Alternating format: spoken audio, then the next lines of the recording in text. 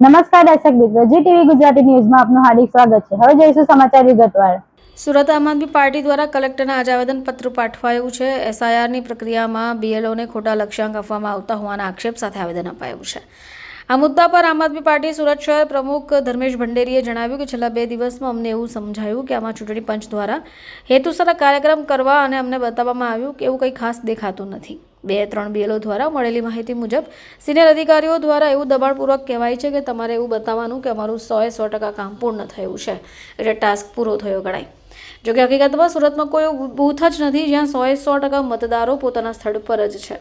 ચૂંટણી પંચ દ્વારા દબાણ આપવામાં આવે તો એનો હેતુ શું? શા માટે આવો લક્ષ્યાંક અપાય છે?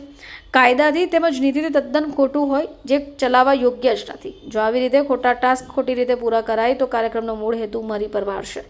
ધર્મેશ ભંડારીએ જિલ્લા ચૂંટણી અધિકારી અને કલેક્ટરને ખાસ વિનંતી કરી છે કે આવા ખોટા દબાણો, ખોટા ટાસ્ક પૂરા કરવાનું બંધ કરાય, સાચું સૈદ્ધાંતિક રીતે યોગ્ય કામ જ થાય એનો પૂરેપૂરો અમલ કરાવવામાં આવે।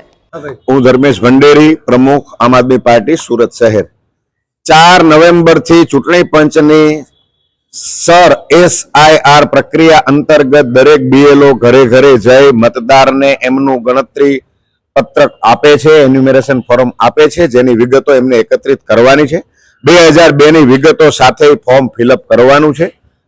ગઈકાલે અમને એવું જાણવા મળ્યું કે ઘણા બધા બીએલઓ એમને એવી સૂચના એમના સિનિયર અધિકારી દ્વારા આપવામાં આવ્યું કે એ લોકો એવું બતાવી દે કે અમારું 100% કામ પૂર્ણ થઈ ગયું છે, 100% મતદારો મળી ગયા છે અને એમના ફોર્મ ફિલઅપ થઈ ગયા છે, જે તદ્દન ખોટી વાત છે।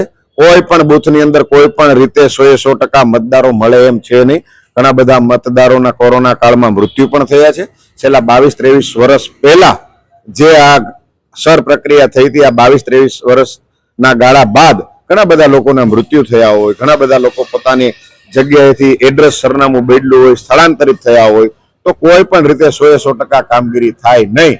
એના માટે થઈને અમે આજે માનનીય કલેક્ટરશ્રીને, મુખ્ય જિલ્લા ચૂંટણી અધિકારીશ્રીને એ રજૂઆત કરવા માટે આવ્યા છીએ કે બીએલઓને સચોટ અને સુનિશ્ચિત કામગીરી કરવાનું સૂચન આપવામાં આવે।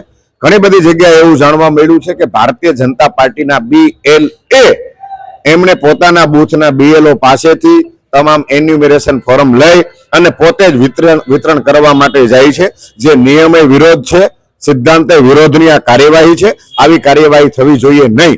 બીએલઓની જ પ્રાથમિક ફરજ છે કે એમણે પોતે દરેક મતદારના ઘરે ઘરે જઈ અને એન્યુમરેશન ફોર્મ આપવું। એક વખત ન મળે તો બીજી વાર ન મળે તો ત્રીજી વાર એ બીએલઓએ જવું છે। રાજકીય પાર્ટીના બીએલએ છે એમનું કામ બીએલઓને સહયોગ કરવાનું છે। મતદારોને આ બાબતમાં કોઈ સમજણ ન પડતી હોય તો એમને સમજાવવાનું કામ છે અને તમામે તમામ કામગીરી સુનિશ્ચિતતા સાથે અને સંપૂર્ણ સચોટતા સાથે થાય એ જોવાની જવાબદારી જિલ્લા મુખ્ય ચૂંટણી અધિકારીની શ્રી એમની જવાબદારી છે।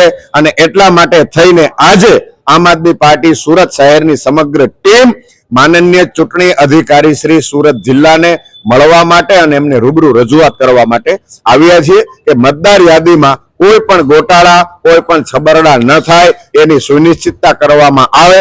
અને આમ આદમી પાર્ટી આ બાબતે એકદમ ગંભીર છે। મતદાર યાદીમાં કોઈ પણ રીતના ગોટાળા થશે, છબરડા થશે તો આમ આદમી પાર્ટીએ ચલાવી લેશે નહીં।